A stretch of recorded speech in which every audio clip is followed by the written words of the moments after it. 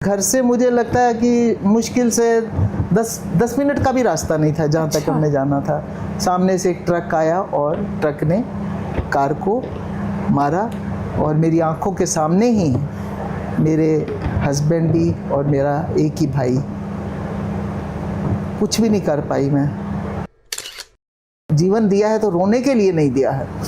वो तो आएंगे, दुख सुख जो है वो जीवन में आएंगे ही और उनको सहना है और उसको एक प्रसाद की तरह माने अगर हम, कि नहीं अगर उसने हमारा कुछ पिछला जन्म का कुछ खराबी होगी, हमने अच्छे कर्म नहीं किए होंगे, इसलिए जो है वो हमें ये सब कुछ सहना पड़ा इस जीवन में। अगर अपने घर में कोई आ जाए तो उनको पूरी दे, चाहे हमें आधी खानी पड़े। आपका पेट खाली कोई बात नहीं, लेकिन अगर घर पे आया तो उसका पेट जो है वो पूरा होना चाहिए। जो कुछ मैंने खोया है ना, ईश्वर ने मुझे उससे ज़्यादा दे दिया है। बाकी ठीक है, वो अलग बात है कि उस खोए को पूरा करना बड़ा मुश्किल होता है, लेकिन हम कहते हैं कि नहीं, हम दूसरों के लिए करेंगे तो अपने आप हमारे में भी हिम्मत आएगी। अगर हम साथ बह जाएंगे, भाई ये तो है कि ये तो देखो एक पार्ट था, एक भूमिका थी जो मेरे पति ने भी निभा ली पति के रूप में, मेरे बेटे ने निभा ली बेटे के रूप में, भतीजे ने, जिसने भी जो है वो उनका रोल था और ईश्वर ने उतना ही मेरे लिए संबंध लिखा था और उतनी देर में मुझे वो कितनी खुशियां देंगे उसको मैं क्यों ना सोचूं। Age is only number.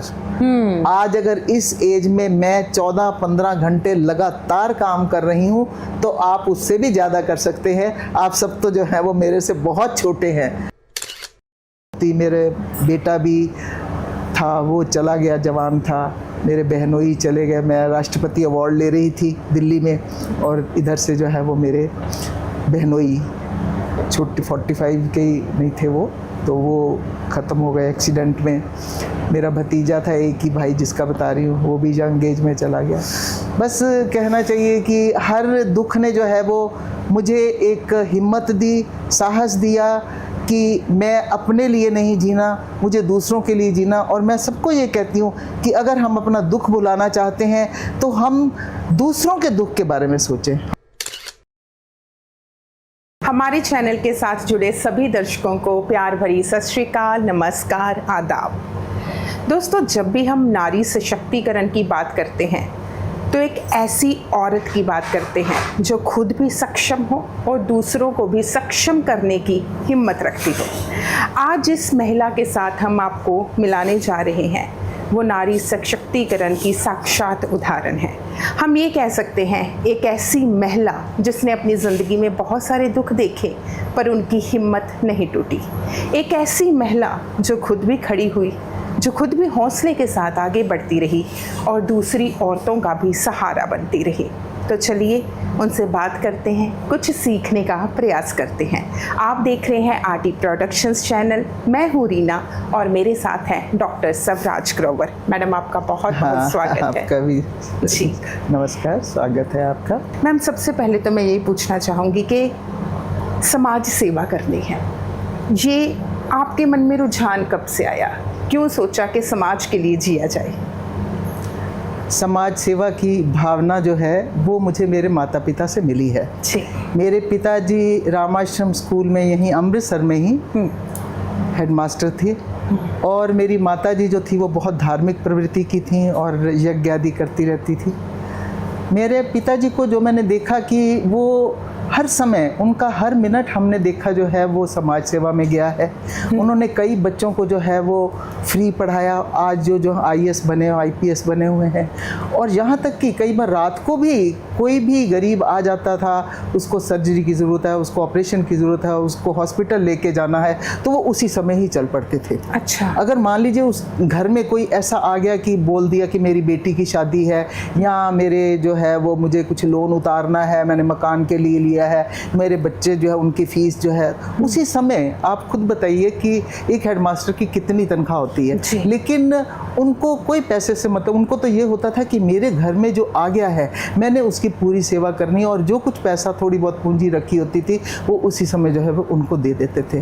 तो इस बात का मेरे ऊपर बड़ा असर पड़ता गया और एक शब्द जो हमेशा कहते थे, बेटा अगर अपने घर में कोई आ जाए तो उनको पूरी दे, चाहे हमें आधी खानी पड़े। आपका पेट खाली कोई बात नहीं, लेकिन अगर घर पे आया तो उसका पेट जो है वो पूरा होना चाहिए। और मैंने तब से ही अपने जीवन को जो है एक कहना चाहिए कि दूसरों के लिए समर्पण करने का एक संकल्प जो था वो बहुत बचपन से ही ले लिया था कि जिस तरह से मेरे पिताजी माताजी जो हैं वो दूसरों के लिए जीते हैं, दूसरों के लिए जो है एक उदाहरण है, एक आइकॉन है। पिताजी को प्यार से भ्राता जी बोलते थे सारे ही। अच्छा। और हमेशा जो है वो कहना चाहिए कि दूसरों के लिए समर्पित करते थे। मैं बताना चाहूँगी आखिरी दिन भी सारे मोहल्ले वाले आए और कहने लगे कि हमारा बिजली का बिल जो है वो बहुत ज़्यादा आया है। तो उन्होंने सबके बिजली के बिल जो इकट्ठे किए कि हाँ मैं अभी जा कर के ठीक करवा के आता हूँ। दोपहर का टाइम था, ये 1 बजे होगा। तो वो ठीक करवा के आ रहे थे और क्योंकि हमारा शिवाला जो है वो गेट पड़ता है, हुसैनपुरा में घर है, तो जब आ रहे थे तो उनको शायद पता नहीं चला या छाता लिया हुआ था, धूप बहुत थी, तो ट्रेन एक्सीडेंट में वो इस तरह से चले गए। और आप हैरान होंगे कि जब वो कागज़ लिए गए, हर जो है वो बिल के साथ जो है जो पैसे जिसके वापस लेके आए थे वो नोट जो थे वो पिन अप मिले। तो आखिरी समय भी जबकि मेरी माताजी कह रही थी कि आप खाना तो खा के जाइए, वो यहाँ तक कहते कि नहीं, अगर कोई आ गया है तो खाना भी छोड़ देते थे और उसके लिए वो भागते थे। मतलब उनके लिए तो मैं कहती हूँ कि वो मेरे भगवान से भी बढ़ के है मेरे लिए। तो आज मैं अपने बेडरूम में जो है मैं जब उठती हूँ तो उनको नमस्कार करके उनका आशीर्वाद लेके, अपनी माताजी का आशीर्वाद, मेरे सास ससुर जो कि मेरे देवता हैं उनकी भी फ़ोटो लगी है, और मेरे ग्रोवर साहब जो हैं उनका जो है वो हमेशा मुझे सहयोग मिला, उनके लिए भी जितनी प्रशंसा की जाए कम है। और जब भी मैं सुबह उठती हूँ इन सब का जो है आशीर्वाद लेकर के तब मैं उठती हूँ, और मेरा सारा दिन जो है वो पता नहीं कितने लोगों के काम हो जाते हैं, और मैं सोचती कि उनके आशीर्वाद से होते हैं। और वो आशीर्वाद उनको कौन दे रहा है? ईश्वर दे रहा है। क्योंकि ईश्वर पे मुझे इतना अटूट भरोसा है कि ईश्वर मेरे साथ है तो मेरे सब काम जो है, चाहे कितने भी कठिन जो फैमिली प्रॉब्लम्स के केस आते हैं, और मतलब मैं बता नहीं सकती कि कई बार ऐसे भी जो कि मेरे दायरे में नहीं होते, कोई प्रॉपर्टी के आ रहे हैं, कोई जेल में बंद है, कोई जो है वो किसी तरह की, मतलब हर तरह की प्रॉब्लम मेरे पास जो है वो आती है और वो सुलझ जाती है। तो ये मैं सोचती हूँ कि ये परमपिता परमात्मा के आशीर्वाद, उनकी दया, और मेरे सास ससुर, मेरे माता पिता और ग्रोवर साहब का जो है वो मेरे साथ हमेशा साथ है, जो कि मुझे हमेशा प्रेरित करता है और आगे बढ़ने के लिए जो है वो एक तरह से संकल्पित करता रहता है। मैडम ये तो थी आपके ना बचपन की, आपके जब तक आपकी शादी नहीं हुई थी तब तक की बात की। आपके पिताजी ने बहुत आपको प्रभावित किया, आप भी उसी रास्ते पर चलना शुरू हो गई। लेकिन अक्सर ही ऐसा होता है, और कई बार तो देखा ही गया है कि लड़कियां जो है वो शादी के बाद उनकी ज़िंदगी जो है बदल जाती है। कई बार उतना साथ नहीं मिलता अपने पति से जितना औरत को चाहिए होता है। जब आपने अपने पति से ये इच्छा जाहिर की कि मैंने तो समाज सेवा का काम करना है, तो उनका रिएक्शन क्या था? वो साथ भी दिया? हाँ बिल्कुल बिल्कुल साथ दिया उन्होंने। उनको शादी से पहले ही मेरी मनोस्थिति पता चल गई थी कि ये समाज सेवा के प्रति जो है वो समर्पित है और इसने आगे भी जीवन में जो है वो करना है। तो अभी शादी तो खैर यहीं अमृतसर के ही हैं वो, लेकिन होशंगाबाद में ही मेरा जो है वो कर्म क्षेत्र मुख्य रहा। ये जो है वो it is next to Bhopal, जहाँ पर सुरक्षा कागज़ कारखाना है। वहाँ पर पूरे इंडिया में केवल एक ही है जहाँ पर नोट का कागज़ बनता है, और जितनी सिक्योरिटी की आप बीच में उसमें सिक्योरिटी थ्रेड वगैरह होता है, वो वाटर मार्क वो उसमें बनता है। तो वहाँ पर ग्रोवर साहब जो थे वो बीटेक करने के बाद जो है लंदन गए थे और वहाँ पर एज ए ऑफिसर थे। तो मैं वहाँ गई, किसी को जानती नहीं थी उस समय, पहचानती नहीं थी, लेकिन इनका भी काफ़ी वहाँ पर अच्छा सर्कल था। तो मुझे लगता है अभी शादी को 2-3 दिन ही हुए थे, हम एक के घर में गए, बिलगोत्रा फैमिली थी। तो ये ग्रोवर साहब और बिलगोत्रा जी वो तो चले गए अपना काम पे मिल में, और मैं और मिसेस बिलगोत्रा हम लोग घर में थे। तो बहुत ही रोने की चिल्लाने की आवाज़ एक लड़की की आने लगी। तो मैंने उससे पूछा, भाई मिसेस बिलगोत्रा से क्या बात है? तो उन्होंने कहा कि इस लड़की को जो है उसका हस्बैंड बहुत मारता है। अच्छा। तो मैंने कहा आप लोग कुछ नहीं करते? तो कहते वो तो हमें भी मारने लग जाएगा। मैंने कहा इसका मतलब हम उसको जो है वो इस तरह से पिटते हुए देखते रहे? मैं तो नहीं देख सकती। और मैं उसी समय गई और जाकर ज़ोर ज़ोर से दरवाज़ा दरवाज़ा खटकाया, ईंटें मारी, खैर दरवाज़ा खुला और वो लड़की जो थी वो मेरे से आके लिपट गई, खूनो खून हुई थी बिल्कुल वो। तो फिर मैंने उसको काफ़ी खरी खोटी सुनाई उसके हस्बैंड को, और उसको लेकर के मैं डिस्पेंसरी गई, और डिस्पेंसरी के बाद जो है उसको घर लेकर के आई। और मैंने पहले तो ग्रोवर साहब को फ़ोन किया, तो बहुत खुश हुए कि नहीं तुमने जो है वो न्याय किया है एक ऐसी लेडी के साथ जिसके साथ इतना बड़ा अन्याय हो रहा था। फिर उसके बाद मैंने मिसेस प्रभु को फ़ोन किया जो वहाँ पे जनरल मैनेजर थे और उनकी मिसेस थी, और जब हम यहाँ से गए हैं तो वो हमें लेने स्टेशन पर आए हुए थे। अच्छा। तो वो इतनी खुश हुई, वो हमारे घर पर आई कि चलो हमारे बीच में एक ऐसी लेडी आई हैं जो सही में कुछ करना चाहती हैं। तो फिर खैर वो उसने माफ़ी मांगी उस लेडी के हस्बैंड ने, और फिर उसके बाद बस जो मेरा एक कारवां समाज सेवा का शुरू हुआ, खासकर फैमिली प्रॉब्लम सॉल्व करने का, वो आज भी सुबह जो है वो मैंने किया है। तो और कोई दिन मुझे लगता कि खाली शायद ही कोई गया होगा। और एक मुझे इतनी हिम्मत मिली कि नहीं, मेरे हस्बैंड भी मेरे साथ हैं, मेरे साथ लोग भी हैं, और वहाँ पर मैंने 2 दिन के अंदर ही 59 लेडीज़ जो थी इकट्ठी कर ली, और एक वनिता मंडल शुरू किया हमने। अच्छा। और वहाँ पर सबसे पहले जो कि कॉस्मोपॉलिटन एरिया था, बंगाली, गुजराती, मराठी, बहुत सारी लेडीज़ थी जिनको हिंदी नहीं आती थी, और हिंदी पहले तो उनको मैंने सिखाई। फिर उसके बाद जो है काम शुरू किए, ये खासकर डोमेस्टिक वायलेंस का काम, ये बहुत वहाँ क्या सब जगह ही है, यहाँ भी है। तो क्योंकि लेबर क्लास होती है वो नशे में रहती है, और आके मारना पीटना, और जबकि वो काम भी करती थी, तो हमने उनका सोशल बहिष्कार करना शुरू कर दिया। और इस तरह से वहाँ काफ़ी हद तक डोमेस्टिक वायलेंस तो कोशिश की ख़त्म करने की। फिर वहाँ पर बाल विवाह होते थे, वो भी काफ़ी रोके, है ना, क्योंकि बहुत सारा एरिया ना वहाँ पर केसला वगैरह जो कि आदिवासी एरिया है, और जहाँ पे बड़ा अंधविश्वास भी होता है, वहाँ पर बेमेल विवाह भी होते हैं। अब देखते हैं कि लड़की 14 साल की और लड़का जो है 50 साल का है, तो वो भी जो है वो हमने काफ़ी ये वाले काम जो है वो रोकने के कोशिश किए। फिर बिना दहेज शादियाँ जो है करवाई, है ना। तो नशा तो खैर अभी भी चल रहा है, हम नशे के विरोध में तो बहुत काम ईश्वर की दया से किया, और बहुत सारे घरों में जो है वो नशा छुड़वाया भी है। इस तरह से हमने पूरा मध्य प्रदेश को कवर किया। फिर मध्य प्रदेश क्या, फिर हमने उत्तर प्रदेश भी ले लिया, महाराष्ट्र भी ले लिया, कोशिश की कि पूरा इंडिया जो है उसको हम कवर करें। और लोग मुझे बड़े प्यार से जो है वो बुलाते भी थे और राष्ट्रपति अवार्ड और पता नहीं कितने अवार्ड्स का तो मुझे ही नहीं याद होगा कि, और मैं खैर I never go in for the award. बस ये है कि प्यार मुझे मिलता है, एक विश्वास मिलता है, जबकि मैं कहती हूँ मुझे कुछ नहीं चाहिए। मैडम, आपकी ज़िंदगी बड़ी अच्छी चल रही थी, आपने कहा आपके पति ने भी पूरा साथ दिया, बहुत सारे परिवारों को आपने जोड़ा, घरेलू हिंसा के विरुद्ध काम किया, पति पत्नी को मिलाया, उनके आपस में मिसअंडरस्टैंडिंग दूर की। लेकिन फिर आपकी ज़िंदगी में एक ऐसा मोड़ आया जब आपके हमसफ़र आपसे दूर चले गए हमेशा के लिए। और इंसान के लिए बहुत मुश्किल होता है अपने हमसफ़र से दूर रहना, खास करके आप जैसी औरत को जिसने हमेशा ही कोशिश की हर एक परिवार को जोड़े रखने की। उस दौर से कैसे निकले? वैसे आपने बड़ी अच्छी बातें कही हैं, और बड़ा मुश्किल भी होता है ऐसे दौर से निकलना जो हमारा हमसफ़र रहा हो, और हर दुख में हर सुख में काम किया हो, और रिटायर होने के बाद हुए ही थे अभी तो उन्होंने भी परिवारों को जोड़ना शुरू किया, उनमें भी काउंसलिंग की एक बहुत बड़ी पावर थी। तो अब अचानक ही हो गया ऐसा कि हम लोग भोपाल जा रहे थे, और ग्रोवर साहब और मेरा एक ही भाई इकट्ठे एक कार में बैठे हुए थे, पीछे मेरी बहू थी, बेटा आया हुआ था, अमेरिका से आया हुआ था, तो वो हमारे पास होशंगाबाद आया था। तो भोपाल में हम लोग उसी दिन ही, मेरे हस्बैंड का 29 दिसंबर की बात है 2004 की, तो उसी दिन उनका बर्थडे भी था। अच्छा।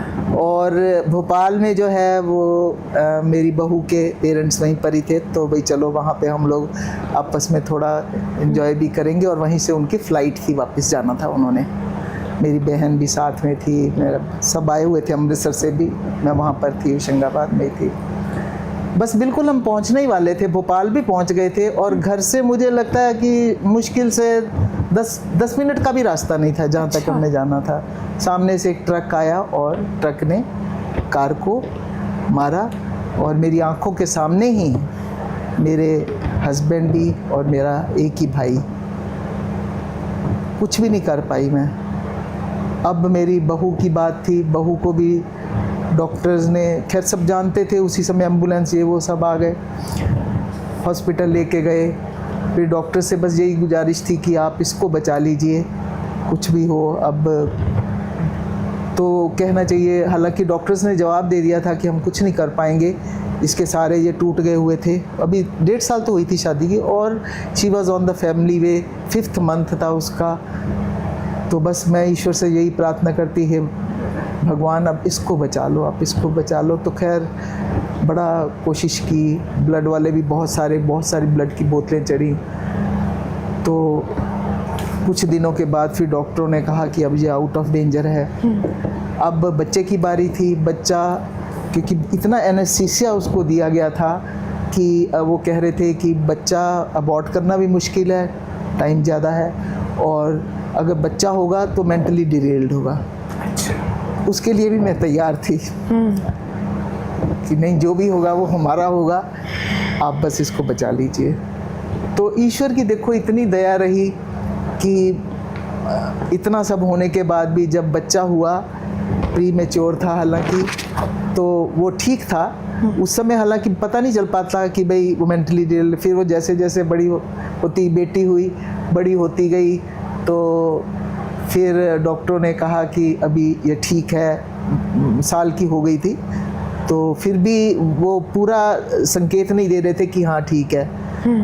तो ईश्वर की इतनी दया रही, बस मैं कहती हूँ चलो वही दया एक बहुत बड़ी दया है कि हम उसी को प्लस पॉइंट समझें। और वो आज जो है वो साइकोलॉजिस्ट है, वो कॉलेज में अभी सिडनी में है और कॉलेज में वो पढ़ती है।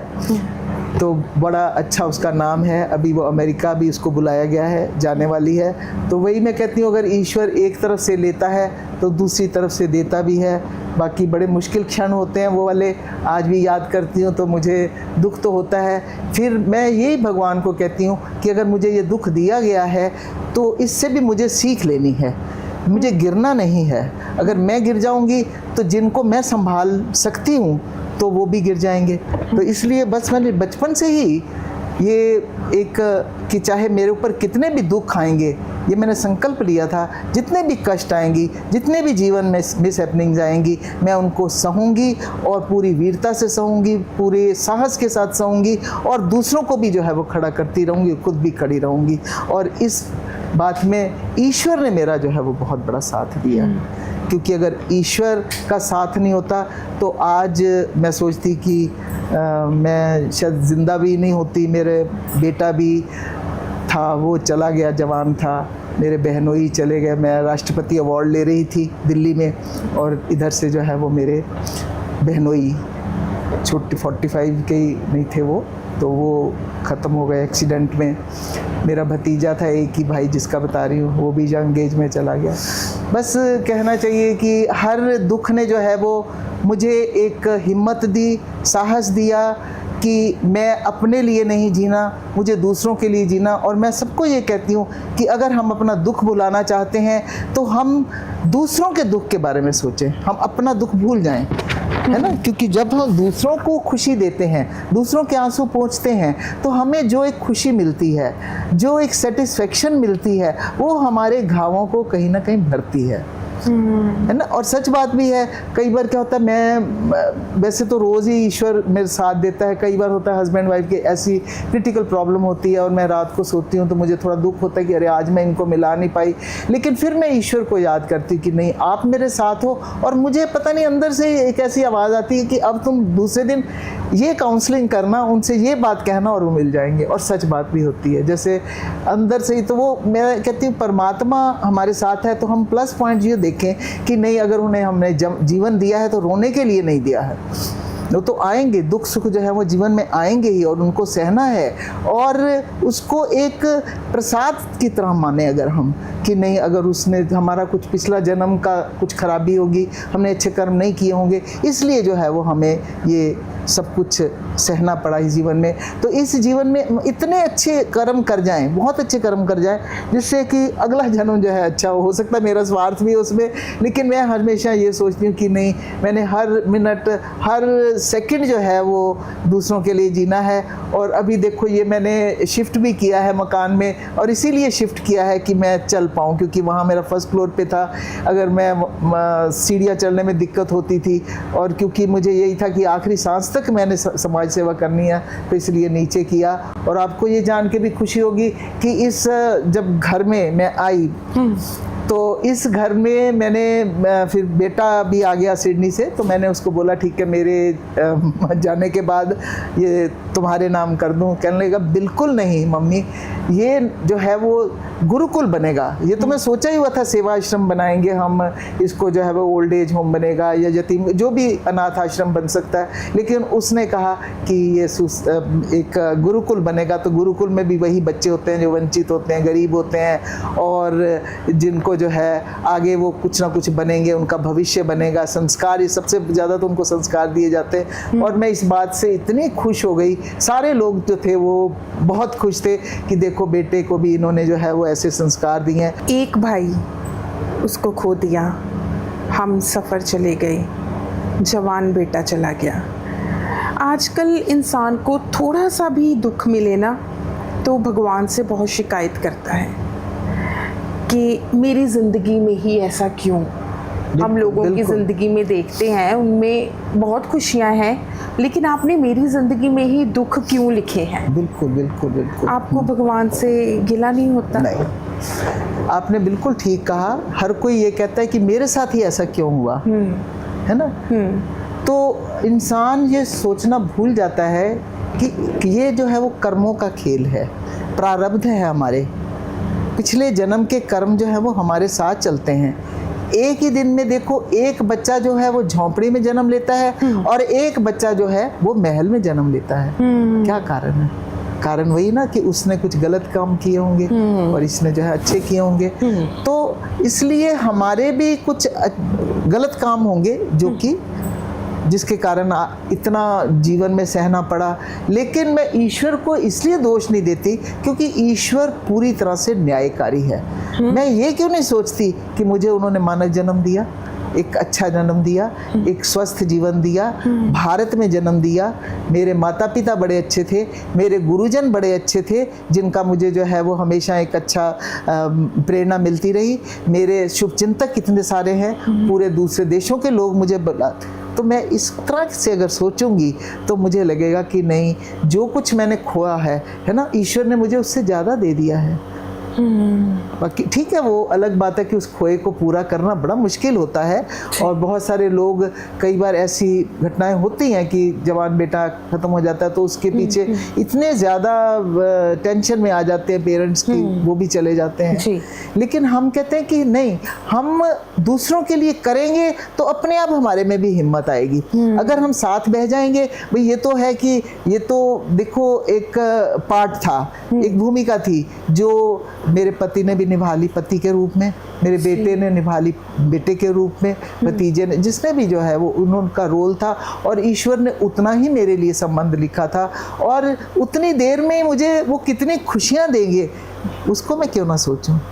सच में उन मधुर स्मृतियों को जब मैं याद करती हूँ तो वो मेरे लिए एक पूंजी बन जाती है, वो मेरे लिए एक शक्ति बन जाती है कि मैं इतना कुछ वो मुझे दे गए हैं वो मैं याद नहीं करती, और जो ले गए हैं उसको। तो यहाँ पर यही बात है कि अगर हम ईश्वर के ऊपर पूर्ण विश्वास रखते हैं कि ईश्वर कभी हमारे से अन्याय नहीं कर सकता, तो हम जो है हमें अपने आप ही शक्ति मिलती है। और मैं तो यहाँ तक भी आपको कहूँगी कि हम अपने बारे में सोचना ही भूल जाएं कि हम भी कुछ हैं। बस हम केवल और केवल क्या सोचें, दूसरों के बारे में। ये दहेज पीड़ित है, इसको जो है वो हमने, ये नशा पीड़ित है, इसको हम, ये स्वस्थ नहीं है, चलो इसका जो है वो हम ऑपरेशन करवा देते हैं, इसकी जो है वो सर्जरी करवाते हैं, इसकी आंखें ठीक नहीं है, इसकी आंखें ठीक कराते हैं, बॉडी हम अपनी डोनेट कर देते हैं, हम आंखें डोनेट कर देते हैं, सब किया हुआ है ना। तो एक बड़ा अच्छा सा आभास होता है कि हमारे पास जो कुछ है, अगर विद्या का धन है हम इसको पढ़ा देते हैं, हमारे पास पैसा है इसको जो है वो हम खड़ा कर देते हैं, इसको है ना, कोई रोजगार है रोजगार दे सकते हैं, जो कुछ है हमारे पास, आपके पास बहुत कुछ है, और हर इंसान के पास बहुत कुछ है ना। हर इंसान जो है वो लबालब भरा हुआ है गुणों से, लेकिन वही है कि वो उसको समझता नहीं है।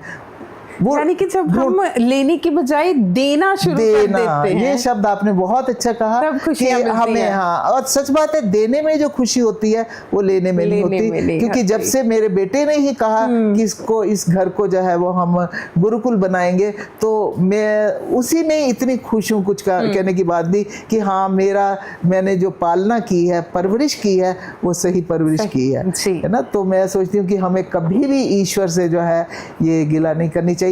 हम प्लस पॉइंट्स जो मेरे पास आती भी है ना, ऐसे एंजाइटी में होती हैं जो बहुत, तो मैं उनको बोलती हूँ रात को एक कॉपी लो, अच्छा, और कॉपी पे वो लिखो जो तुम्हें ईश्वर ने दिया है ना, और जो लोगों को नहीं दिया है वो भी लिखो। अच्छा। फिर दोनों का कंपैरिजन करो, और ये तुम्हारी कॉपी भर जाएगी, एक कॉपी नहीं 10 कॉपियां भर जाएंगी। जो प्लस पॉइंट उन्होंने दिए हैं, वो लोग हैं जिनको खाना सुबह मिलता है, शाम को नहीं मिलता, बिस्तर पे पड़े हैं, बीमार हैं, एक हाथ नहीं है, उनको दिखता नहीं है, अंधे हैं, सुनता